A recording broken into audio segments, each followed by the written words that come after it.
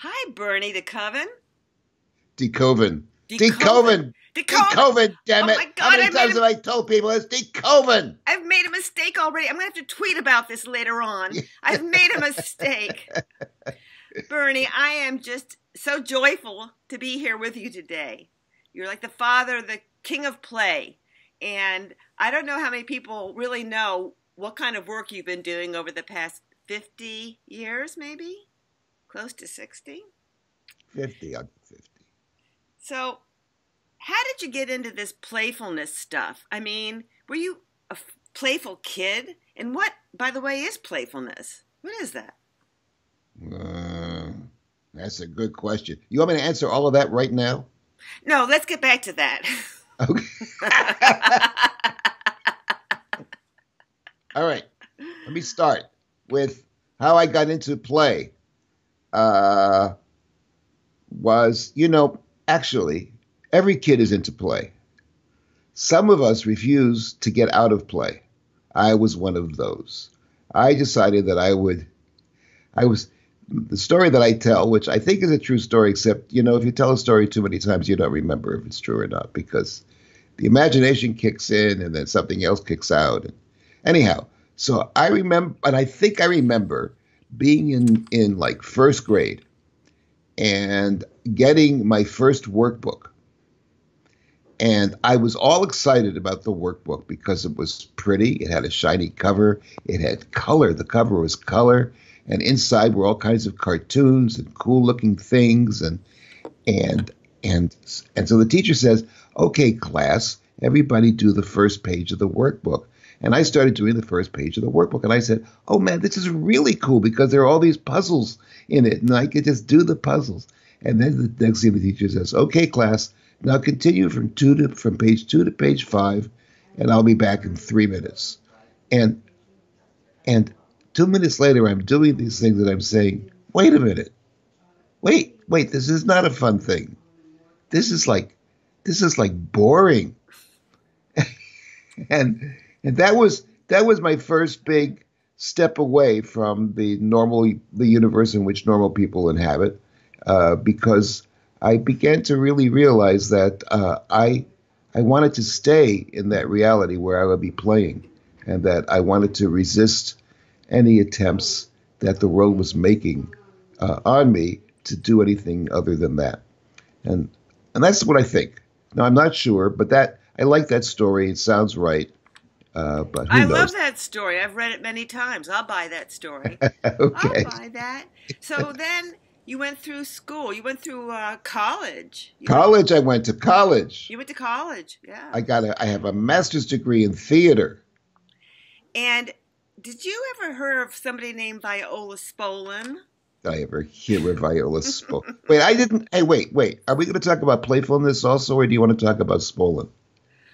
Both. Because that was one of the questions I thought you asked. Yeah.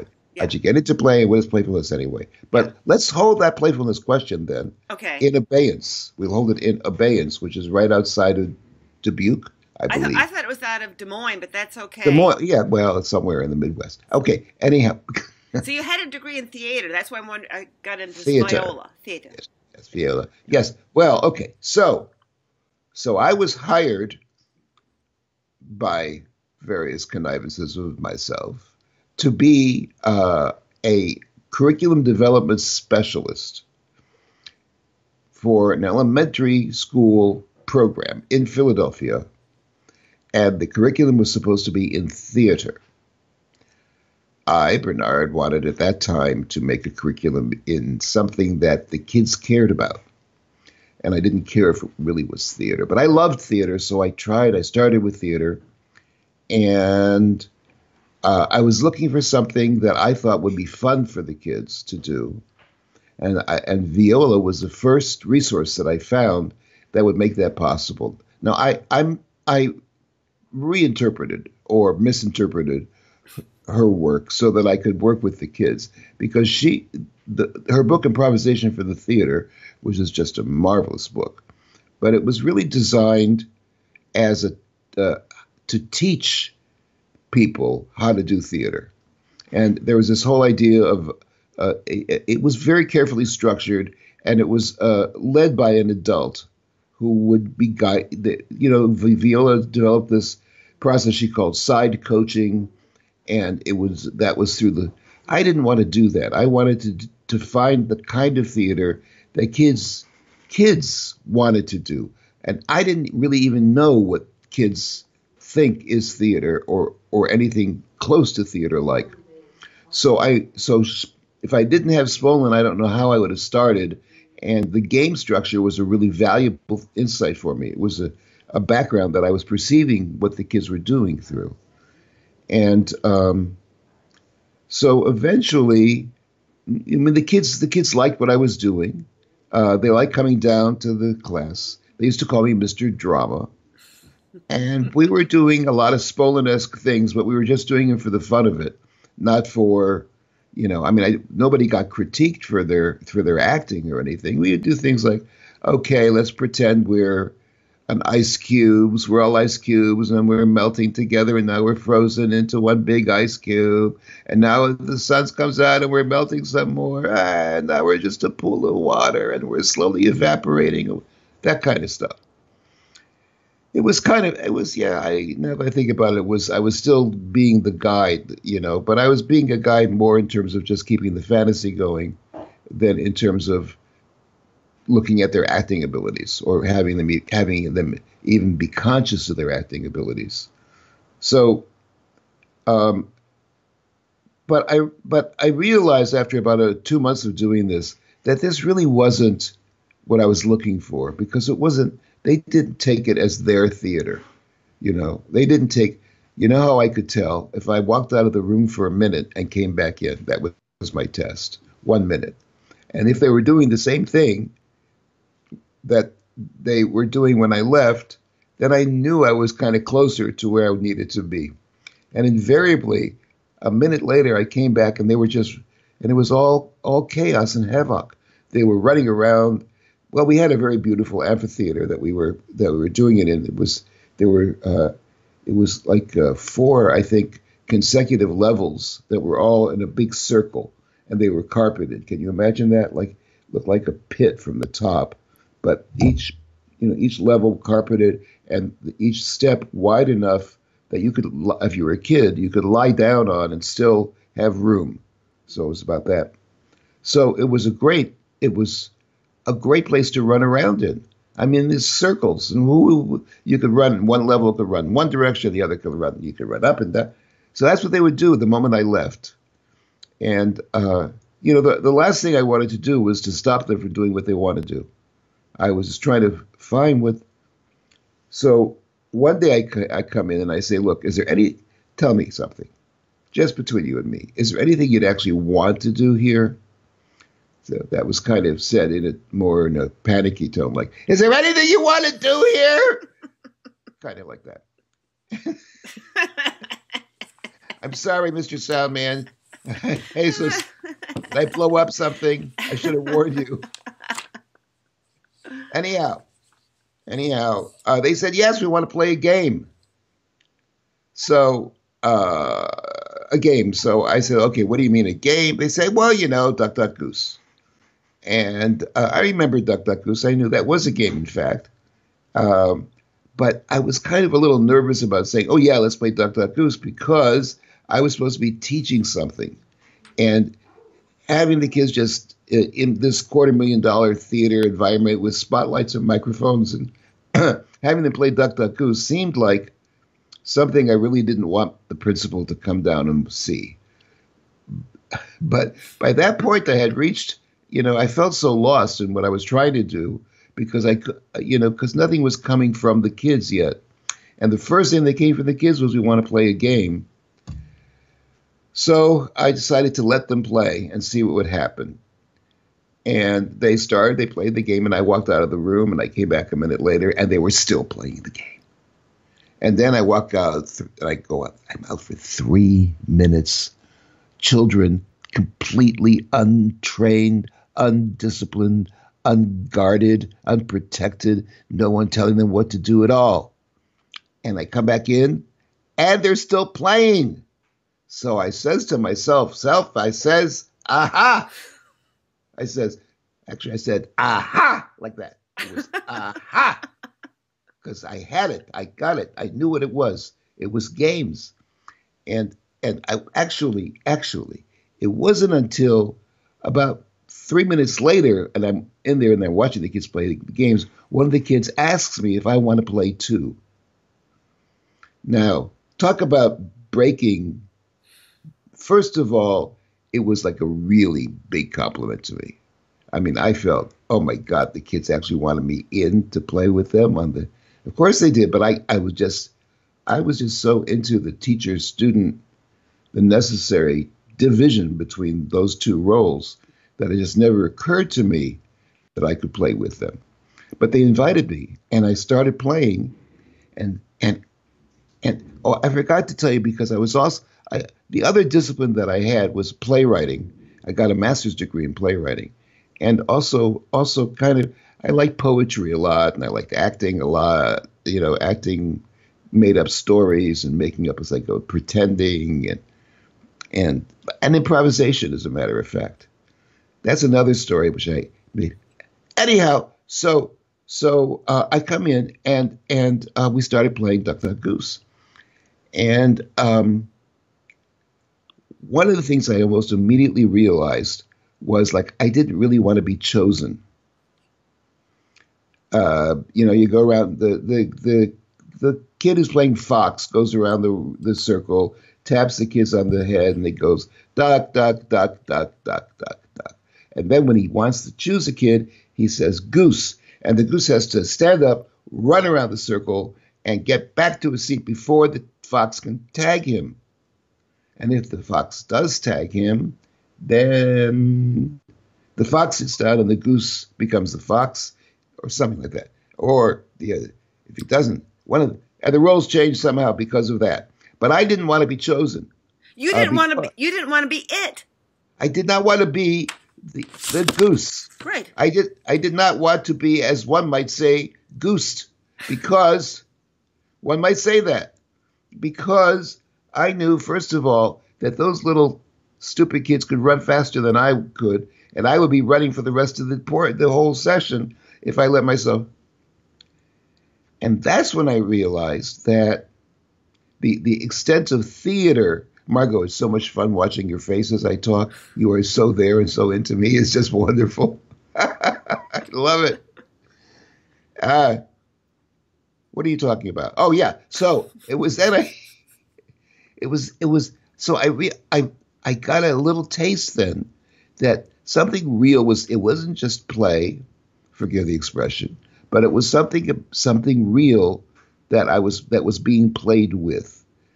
Like because I didn't want to be chosen, well, that happens to people a lot in life, that you don't want to be chosen. I mean, there you are sitting in the classroom and the teacher asks a question and you don't know the answer. And you don't want to be chosen. So what do you do? How do you look invisible? How do you look like somebody not worthy of being chosen? Well, there are a couple of strategies that you learn eventually as a student, and you learn immediately in Duck Duck Goose. One thing is you either can look like you just don't care, and look and get very quiet and kind of invisible. You know what I mean? You kind of, I'm just here and I don't care about this game. This game is beneath me. I'm just sitting here to be here because I'm such a good person. And you look like that. Or you try to look like really excited. Oh, please choose me. Oh, please, depending upon the person who's being it, right? The same thing works with teachers, by the way. The same strategy. Yeah, oh, choose me. It's a risky. Usually the teacher never chooses the person who says, choose me. And I now, it took me 30 years before I realized how profound this all was. Because I was in Israel at the time, and I was a couple of people in the group that because I was talking about play and life and all that kind of stuff, and one of them had been in the concentration camps, and I started talking to them about looking invisible and how that really is a useful life skill. And she said, Mr. De Koven. That's how she said, Mr. De Koven, I want to tell you that that thing that you're talking about looking invisible, for many people in the concentration camps, that was the thing that kept them from being killed. That was the very art of survival depended upon looking invisible. Well, I got that same face on my face that you got on your face right now because I started almost crying. And it helped me realize that games are really, really profound things. They are, talk about theater that, I mean, they may not have like characters, they may not have plot, there's no curtain, but they are true theater in its most elegant, most pure form, and that they are dealing with themes that are universal and profound. And anyhow, so that's how I wound up creating a curriculum in games. And fortunately, I wasn't kicked out, and I got to be in the school for 4 years. After 3 years, I had finished the curriculum. It was 5 volumes, 4 of which were nothing but games. 1 was a teacher's guide on how to play it. Oh, and there was a 6th volume for the parents to teach them how to help facilitate kids play. So that's how I got started. Is that work still available somewhere? Is it in the Library of Congress or Library of Silly Things? I don't know. No. It's in the library of Look What We Did in the Department of Bragging and Survival of the School District of Philadelphia. I don't know where it is. But then things started happening like the 60s.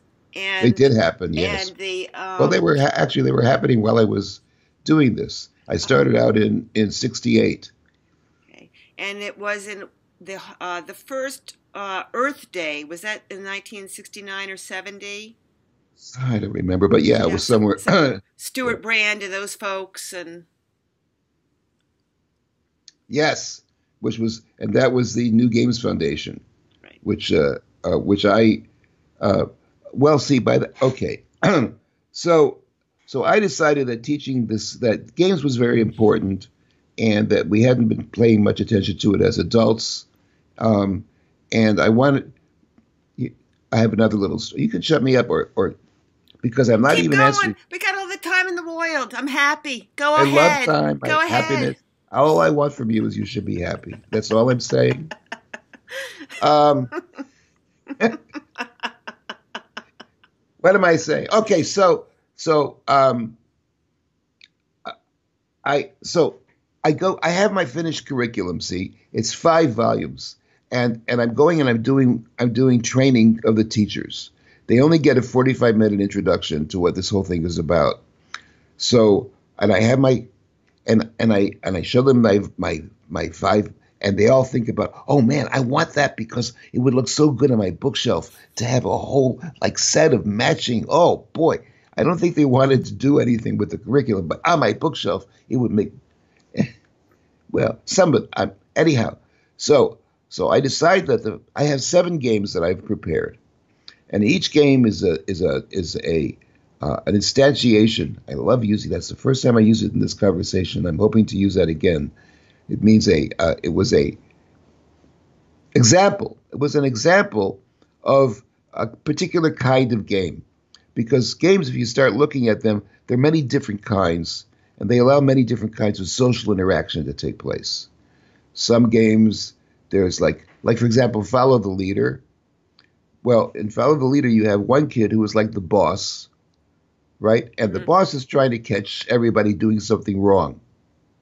So you have the boss, and you have the archetype of what you're going to do for the rest of your life. And the only way you get to be boss is to be sneaky enough and lucky enough and to go far enough that you're like right next to the boss and you manage to tag the boss. Well, this is so this is one, and that other game that I was just talking about, Duck Goose, is yet another kind of pattern, social interaction. And so there are all these different, or steal the bacon, or you think of any of the kids' games. A lot of them have very different social structures, and that's what I wanted to. That was the I guess the educational component. It was really a social education that the Interplay catalog was all about, because children in most schools have very little opportunity to develop their socialization skills, and they tend to be, the only real structure is that if you're a bully, you do this, and if you're not a bully, you do that. But there's no real kind of, the art of developing relationships is not taught in the classroom, and yet it's the thing it's what makes them survive in the business world. If you can't develop a good relationship, you're going to fail time after time. So anyhow, I have these 7 games that I have pre-selected, and we're going to play all 7 of them so they can experience the different kinds of social relationships that games embody. So I figured that would be enough for them. I mean, they wouldn't really understand the deeper part of how to facilitate a game, but they would at least understand that games are something that you can take seriously, that they do mean something, and that if you think about it a little bit, you can create opportunities for kids to explore different dimensions of social relationships, like leadership and following and rule changing and structuring and all those kinds of things, making agreements and changing agreements. So I start out naturally with Duck Duck Goose, since it was the first game that I ever played with the kids, and it became my archetype. And so 5 minutes afterwards, we're playing Duck Duck Goose, and I realized, boy, we better get on to the next game because I have 6 more games to play. So I say, okay, well, that was Duck Duck Goose. Now I want to talk to you about, and one of the teachers says, wait a minute. Wait, Mr. D. Koven. They call me Mr. D. Koven, which I appreciated. I said, Mr. D. Koven, wait a minute. I didn't get my turn. Oh, I didn't get my turn. I said, but that's okay. This is just for illustration. No, it's not. They got to be a fox. I didn't get to be a fox. I want to be the fox. I want to play. So I said, all right. And for that whole 45-minute period, we only got through 1 game and we never finished it. Duck Duck Goose. So that was my first. See, now that was a pivotal. Yeah, we call these pivotal moments in the trade. That was one of my first pivotal moments, because I realized that for adults, this is what I realized. Adults are different than kids. Adults need permission to play. Adults need the opportunity. They need an environment which is conducive to play. They need, because they live in a world which they have turned into something very odious, into something extremely unplayful. It stinks a little bit because it's extremely unplayful. And I mean, and the whole thing about looking serious is like the cardinal principle of adult interaction. You're in your office and you're laughing, and if the boss comes in, like, you just shut up as fast as possible, because why are you laughing if you're working? If you look like you're having fun. And not only does the boss disapprove, but a lot of the other coworkers disapprove, because they don't want to look like they're having fun, because they're afraid that they won't be thought of as serious enough. And so they have to look more serious than you are. And so they want to oppress you. Mm-hmm. I mean, this is really, so I realized that I had to create that. Kids don't need permission to have fun. They don't need permission to play. They just need the opportunity. And it's the adults who are taking that opportunity away from them. Us. We're taking it away. We prohibit it. We try to modify it into ways that don't satisfy the kids. We try to make them wear uniforms so they look like cute little baseball players, even though they're playing football and it's underwater. Anyhow, go ahead. When we were growing up, we played outside until it got dark.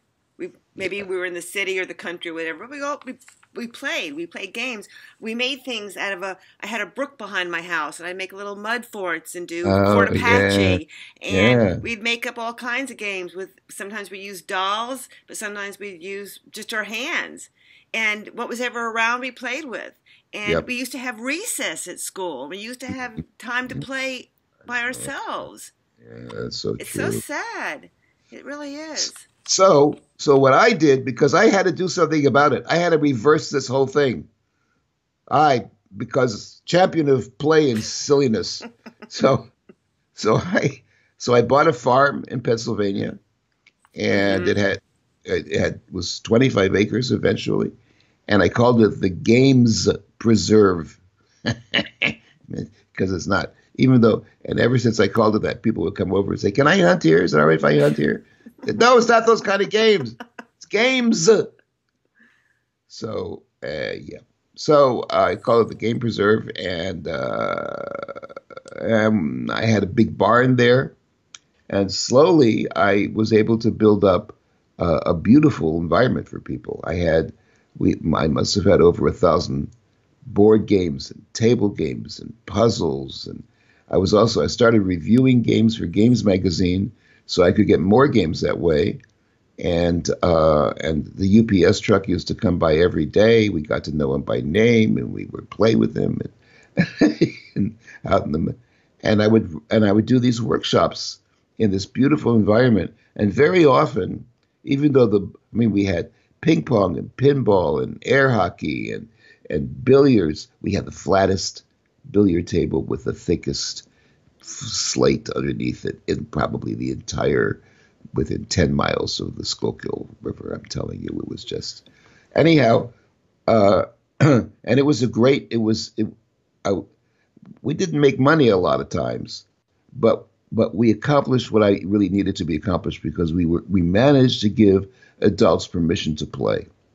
And in fact, the best events of them all were the ones outside the barn, not with surrounded by games, but surrounded by nature. And because there people had to make up their own and had to create the play contract with each other. And there they could run amok as much as they needed to. And we had a parachute, and we used that for a tent or for a giant picnic table. And all these beautiful spontaneous games would start just arising from the freedom that we had, that we finally found is that the barn served as a kind of instantiation. That's the second time Woo. of the permission to play. The barn said, "Oh, look, the adults come in. We have the permission. It's here. This guy's invested so much money in it, and then look, we're obviously allowed to." But going out of the barn and being free from the anything other than the beauty of being in this environment and each other, and people would start playing, and actually what was happening, to get back to your first question, if I may, is that they were becoming playful, or let's say they were allowing themselves to be playful. Now, when you play a game, it's not necessarily, you don't have to be playful to play the game. It's like being a violin player. It's not necessarily conducive to being playful if you're playing a violin.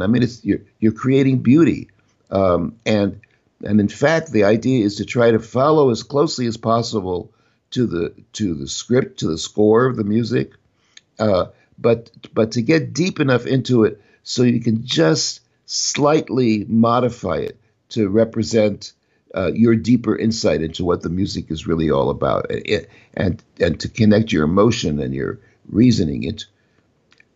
But that's play, but not playfulness. If you were playing the violin and it was like improv playing, it was jazz that you were playing, then it's a different thing. That becomes playful. So that's the unique thing about playfulness, is that it really is. It's not an act as much as it is an attitude. Mm-hmm.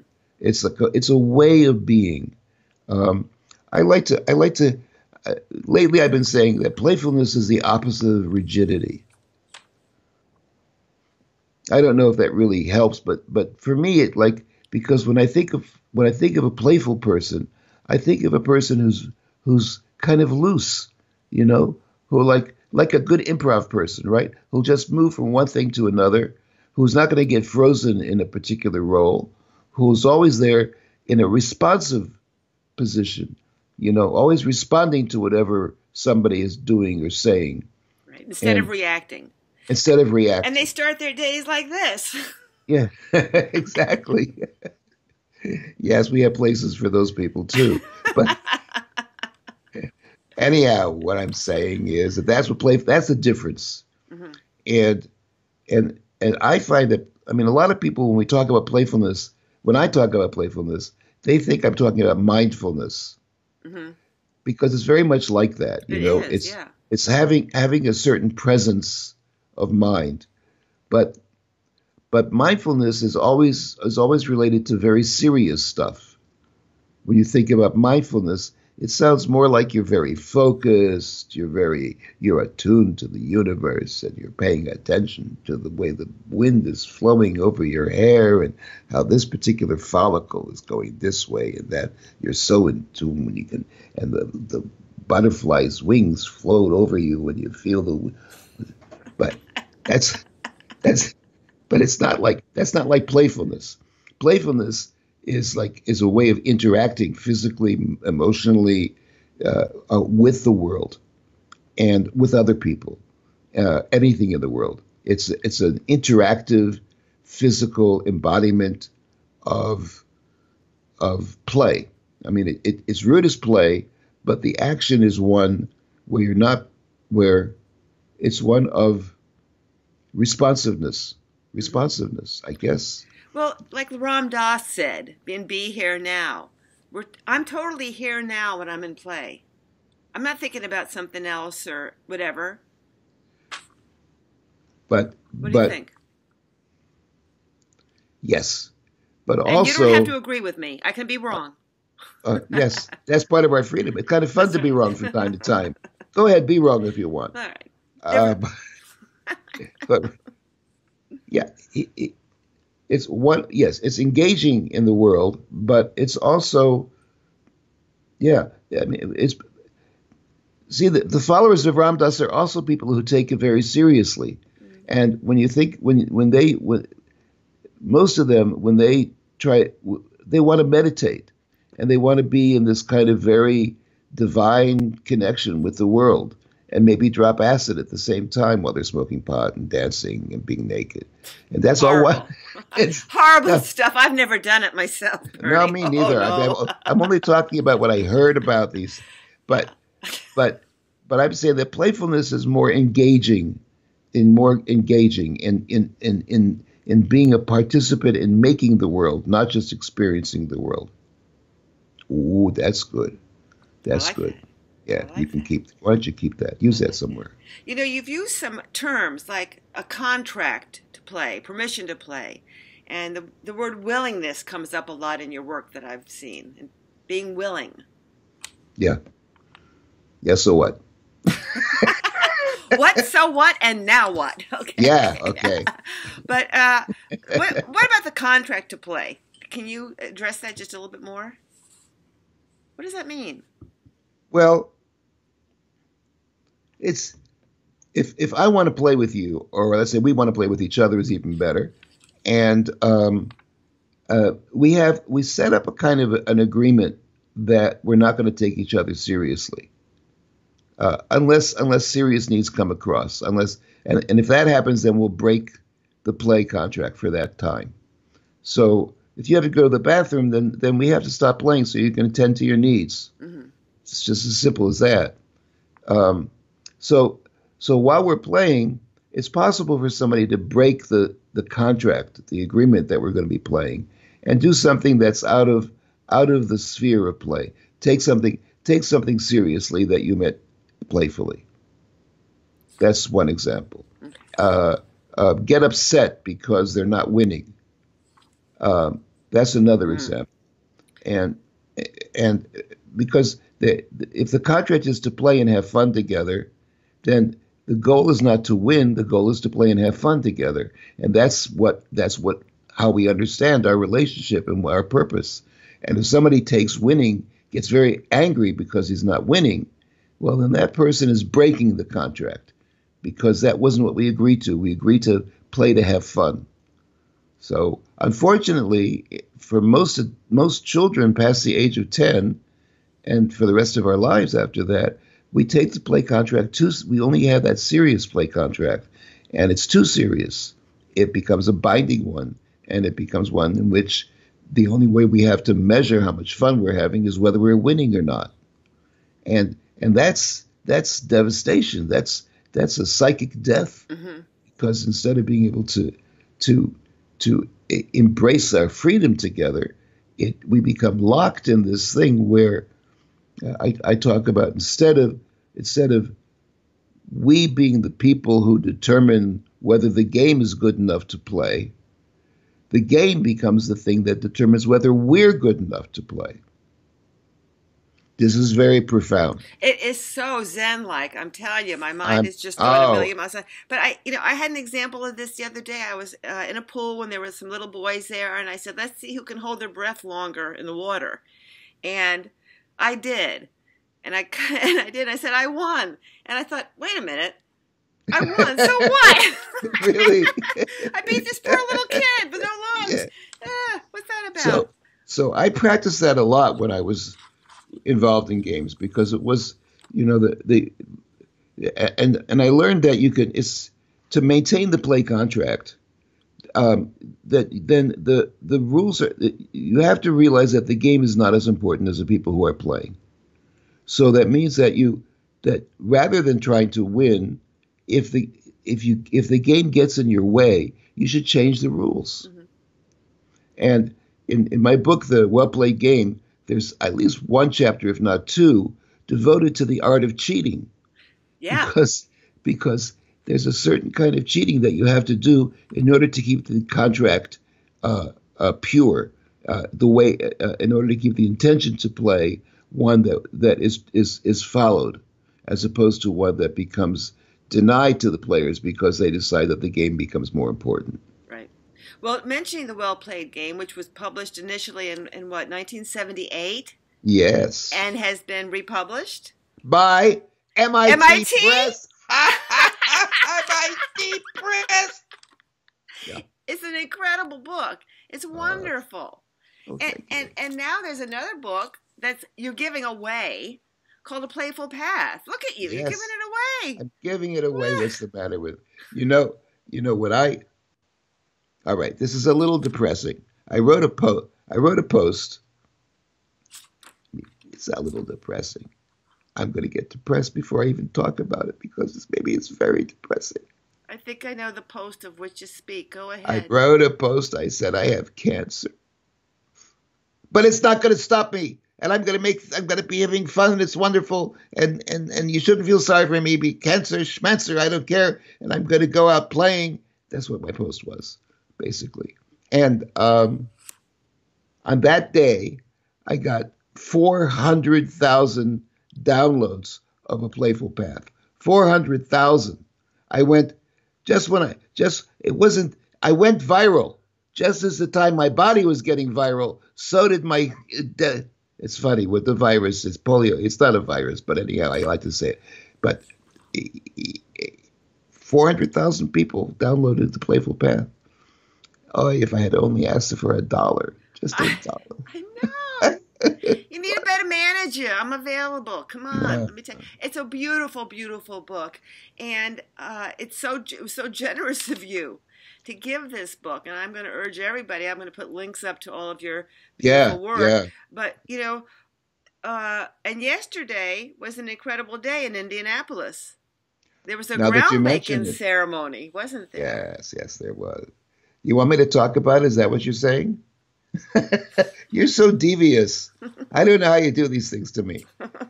All right. So there I am dying, and I'm thinking about dying and I'm thinking about, I want to leave a memorial so that my family and my community, So if they want to think about me and maybe pretend they're talking to me, there would be something that was like a physical. Have I said instantiation yet? Only twice. Say it again. Oh, physical instantiation of my spiritual being. So, at first I think I'm going to make something. I'm going to invent a new playground device, and then I start looking into playground devices and realize that I'm not going to live long enough to see through the invention of one of those things because, there's so many safety concerns and durability concerns, and so I started looking around in books, like recreation equipment books, to try to find out what people are selling and what there's available. And I go online and I start searching and I discovered this thing that's called the expression swing. And I fell in love with it. And what it is a swing. It's actually two swings. It's a combination of a baby swing and an adult swing. So imagine the baby swing is like that, like a little bucket, right? You know how those baby swings are? Can you imagine a baby swing? I can. I actually have seen pictures of the expression swing, but I'm visualizing with you. Yeah. And here is the adult swing, which is and they're attached. So when you go, you're swinging together. You get that thing? Yeah. Isn't that a perfect? Yeah. Beautiful. So that's the whole. So what happens is that the parent is first of all, instead of being behind the kid and pushing him on the swing, the parent is in front of the kid and can watch the expressions on the kid's face, and the kids can watch the parent's face, and there's this beautiful kind of resonance of joy. I can look at your face and feel the joy, and you can look at my face, and that makes me feel more joyful, and then you start laughing, and I start laughing, and I said, oh, this is what I'm about. It's that sharing of play, that sharing of joy, shared delight is really the kind of my favorite kind of, that's what I'm into. That's what I teach. That's what a good game does for people. That moment of shared laughter is, transporting. I think it's like such a spiritual experience. Anyhow, I call up the company and that makes this thing called the expression swing, and I tell them I'm interested. I think I would like to have it in my park. And they said, I'm so excited you're interested. They did this on the telephone, so I couldn't really see, but I'm imagining they're going, I'm so excited because we love the expression swing and we think it's wonderful and we're not getting enough attention to it. And the fact that you, Mr. Koven, such a play person who knows things, would like it. We would love that if you did that. Not only would we love it so much that we would donate the swings.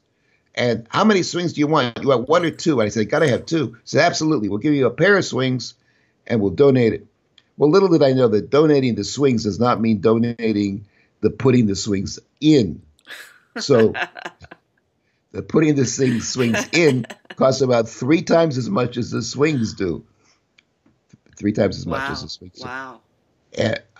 However, so my daughter, that's why we live in Indianapolis now, because I wanted to be close to my daughter. Mm-hmm. Shale, she says I don't know how she does it, but there's a birthday gift fund. What I want for my birthday, and there's some organization that makes a fund. I want this for my birthday. Please contribute to this so I can get this for my birthday. So she asked them to contribute to the Swing Project. And she gets a couple of $1,000 just because people, they love her. They don't know me from Adam, but they know her. And she is so wonderful and so playful.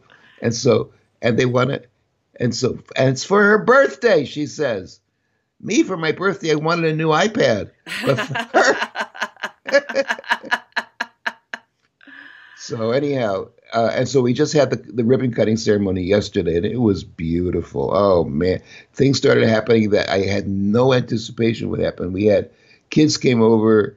Oh, and we had kids on the adult side and the baby side. Everybody wanted to swing on both sides at the same time. And at one time there was this one, like a 5-year-old kid who started pushing everybody, so they could go too. And there was like a baby who was like a 4-year-old kid trying to be on the adult swing. And there was this big fat kid, I think he was maybe 7, who could barely fit into the.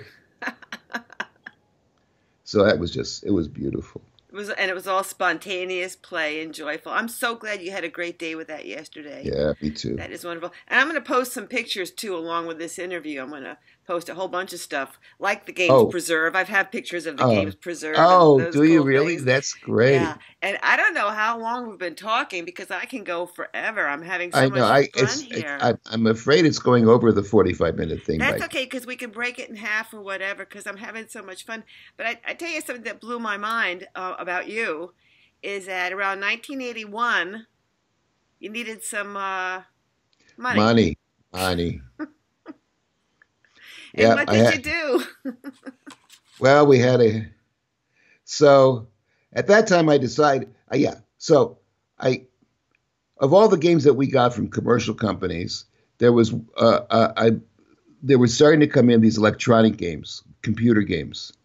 And Atari sent me for review one of the game machines that they had I think it was the game of Tank. And it wasn't just one game. It was like 50 different variations of the game.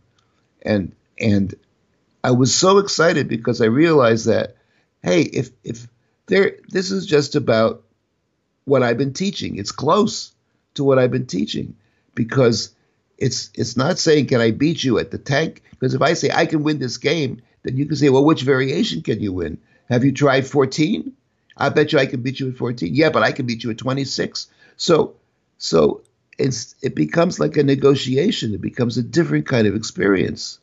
Then it's like the game. It's like, just like I talk about, it becomes more like a play community than a game community. Mm-hmm. Because we're playing the same game, but we have to decide which version we want to play. So I decide that I'm going to be designing computer games. And I go to, lo and behold, I wind up designing computer games. And it was like magic. I happen to know the guy who was the president of one of the, anyhow, but he hired me. And I was successful. It was a great time to be designing. It was like the app time designing apps is now, mm-hmm. because there was the technology. I had 4K to work in to design my 4K to design my games in 1981. That was big time. Wow. And yet 4K was enough to create universes, because it was more abstract, like Minecraft is now. Mm-hmm. It was more abstract then, and you could do any. So I had a really good time and designed a lot of games. But then the technology advanced, and it got me depressed because it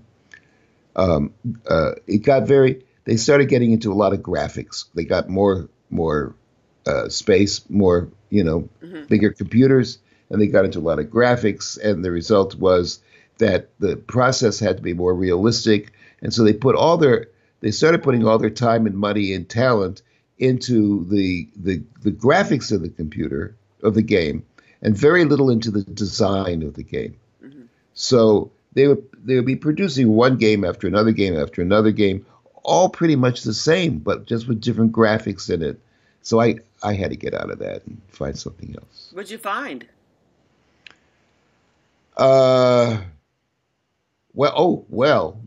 No, you know what I'm finding? I'm finding it's too late now. I got to go already. Oh, okay. Well, we'll do this again, won't we? Maybe. It depends. It all depends. If when I see, am I going to see the video first before you? I can do that. Would you like me to do that? If I like it enough, maybe we'll do another. Okay. Well, this better be darn good. Jesus, it's up to you, man. Not my responsibility. Yeah. Jesus, you better put together a beautiful thing here. Don't feel on the spot. I want to tell you something, and I mean this with all my heart, even though we just met. I love you.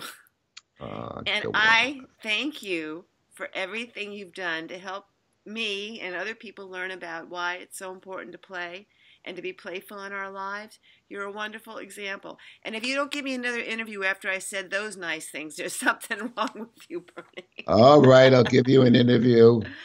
Okay. But I'm not telling you, I'm not saying how long yet. Okay. It might be just 10 minutes, That's fine. Hey, okay. Thank you, Thank you. I love you. Have a wonderful, blessed day. You too, Margot. Pleasure meeting you. You too. Bye. Bye.